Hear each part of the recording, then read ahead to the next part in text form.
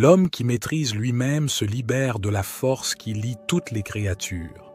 Il y a un criminel dangereux qui essaie de te détruire, et aussi étrange que cela puisse paraître, ce criminel, c'est toi-même. Tu te demandes peut-être pourquoi. Eh bien, prête attention à ce qui suit. Lorsque tu procrastines et que tu repousses parce que tu penses que tu n'es pas assez capable, c'est à ce moment-là que tu choisis la médiocrité. C'est ton propre sabotage, un bandit astucieux camouflé à l'intérieur de toi. Lorsque tu optes pour la médiocrité et que tu dis que tu es incapable, c'est ce bandit timide mais très dangereux qui est en action. Soit tu le maîtrises, soit il te détruit. Voici une citation de Goethe que je trouve très intéressante. Il n'est pas surprenant que nous nous réjouissions plus ou moins tous de la médiocrité car elle nous laisse en paix, nous donnant un sentiment plus confortable. C'est ainsi que cet ennemi opère. Et tu sais, lorsque tu laisses passer des opportunités, lorsque tu penses que tu n'as pas besoin d'un plan pour atteindre tes objectifs, lorsque une autre année passe sans que tu aies rien lu et que tu fais des promesses vaines au début de l'année, en riant à la fin parce que tu n'en as tenu aucune, c'est ta médiocrité intérieure qui est en action. Au final, de qui te moques-tu réellement? Dans cette vidéo, je vais te montrer comment arrêter d'être une blague et comment prendre le contrôle de ta vie dans cette bataille de vie ou de mort. Car c'est bien de cela qu'il s'agit. Perdre du temps, c'est perdre de la vie. Et le temps perdu ne revient jamais. Il est parti pour toujours. C'est l'actif le plus important de ta vie. Passons à la vidéo des 10 leçons de Goethe pour conquérir le contrôle de soi. Il était un véritable génie, dramaturge, romancier et poète allemand, dont les œuvres complètes s'élèvent à 103 volumes. Il figure parmi les grands penseurs de l'humanité, étant une référence dans la littérature occidentale. En plus de romans importants comme Faust et Les souffrances du jeune Werther, il a une série d'essais scientifiques allant de la morphologie végétale à la théorie des couleurs. Son domaine d'étude comprenait également la minéralogie, l'astronomie, la théologie, le drame, la politique et plus encore. Mais la question est, comment a-t-il réussi un tel exploit? Ce que Goethe avait vraiment, c'était le contrôle de soi et des objectifs très clairs et définis. À la fin, je te révélerai quelque chose à ce sujet et, ensuite, fais-moi savoir dans les commentaires quelle leçon est ta préférée. Leçon numéro 1. La vérité est une torche, mais une énorme torche, et donc, nous essayons tous de la traverser avec des yeux tremblants, avec une véritable terreur d'être brûlés. Il n'y a pas d'autre moyen. Si tu veux vraiment sortir de ta zone de confort, quelle qu'elle soit, et entreprendre une nouvelle vie, tu dois être sincère. Cela signifie te regarder à l'intérieur et chercher la vérité à tout prix. Cela peut être douloureux. En vain, les gens se mentent à eux-mêmes tout le temps. Un bon début est de réfléchir à tes actions quotidiennes en gardant les pieds sur terre. Comment tu traites ta famille, combien tu te soucies de ton travail, si tu aides aux tâches ménagères. Commence à comprendre quel type de personne tu es et quel type de personne tu veux être. Leçon numéro 2. Contre la critique, un homme ne peut ni protester ni se défendre.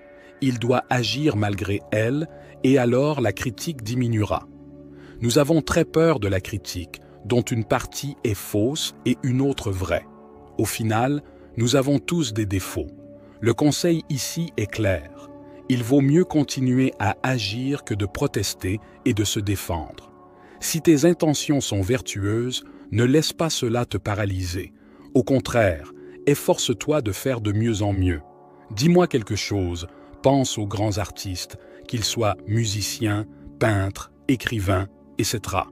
Certainement, certains noms te viennent à l'esprit maintenant. Te souviens-tu des noms des critiques de ces artistes? Parce que je parie que personne ne les se souvient. Leçon numéro 3.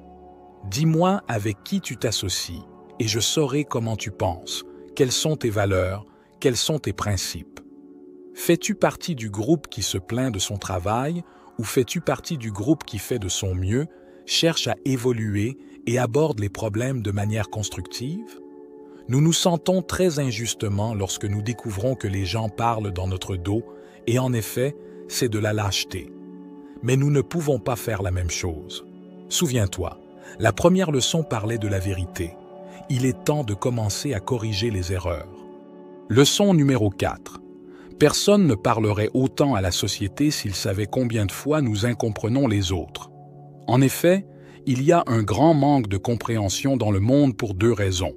L'une est le manque de lecture. Si les gens lisaient vraiment les règles, les moyens et avaient plus d'informations, je t'assure que 80% des problèmes seraient déjà résolus sans tension. Cela est bien expliqué par un autre écrivain, Ernest Hemingway. Quand les gens parlent, écoute attentivement. Ne pense pas à ce que tu vas dire. La plupart des gens n'écoutent jamais. Et comme ils n'écoutent pas, ils ne peuvent pas comprendre. Écoute plus et parle moins. Moins tu parles, moins tu feras d'erreurs. Leçon numéro 5. Avec la connaissance vient le doute. Donc, la personne décide de changer, organise sa routine et d'autres domaines de sa vie. Au début, elle est très motivée, mais bientôt les adversités et les doutes surgissent en cours de route. La voie de la médiocrité profite de ce moment et attaque, et la personne abandonne. Comprends que si des doutes, des contretemps ou des obstacles surgissent, c'est probablement parce que tu es en train de progresser. Donc, c'est naturel que cela se produise, c'est une partie du processus. Ne t'arrête pas devant les problèmes ou les difficultés. Pour mieux comprendre cela, n'oublie jamais que ceux qui ne progressent pas reculent. Passons à la leçon suivante. Leçon numéro 6. Nous regardons en arrière dans nos vies uniquement comme quelque chose de fragmenté, car nos erreurs et échecs sont toujours les premiers à nous frapper et à l'emporter dans notre imagination sur ce que nous avons fait et réalisé. De là surgit le ressentiment, et la personne se torture pour ses échecs, frustrations et erreurs. À travers cette torture constante, cette accusation interne implacable, la personne finit par faire quelque chose de pire, allant même jusqu'à tomber dans des addictions. Regarder son propre passé est essentiel, mais il faut avoir de l'équilibre et reconnaître ses réussites et ses erreurs. Apprends à te pardonner. Ne t'accroche pas à ce qui s'est mal passé dans ton imagination. Méfie-toi de cette accusation interne. C'est, une fois de plus, la voie de la médiocrité qui veut t'arrêter et te faire tomber. Continue d'avancer et fais confiance à toi-même. Leçon numéro 7. Ceux qui sont fermes dans leur volonté façonnent le monde à leur avantage. Voici une grande leçon que tu dois imprimer dans ton esprit et ton cœur. Souviens-toi de la phrase initiale qui parlait de l'homme qui se maîtrise. Se maîtriser soi-même, c'est précisément éduquer notre volonté, c'est avoir le contrôle de soi. Réfléchis à cela et prends la bonne décision. Es-tu un esclave de ta volonté ou ta volonté est-elle subordonnée à toi? Qui commande qui? Utilise ta volonté pour contrôler tes impulsions.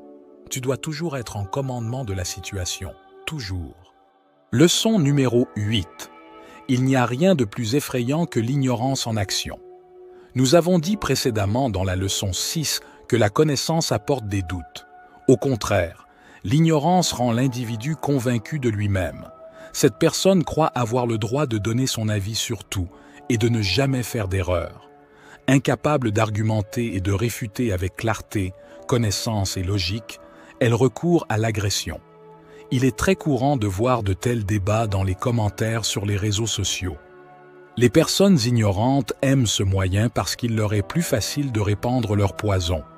Acquiers des connaissances et, plus elles seront approfondies, mieux tu te sentiras. Leçon numéro 9. Quel est le meilleur gouvernement?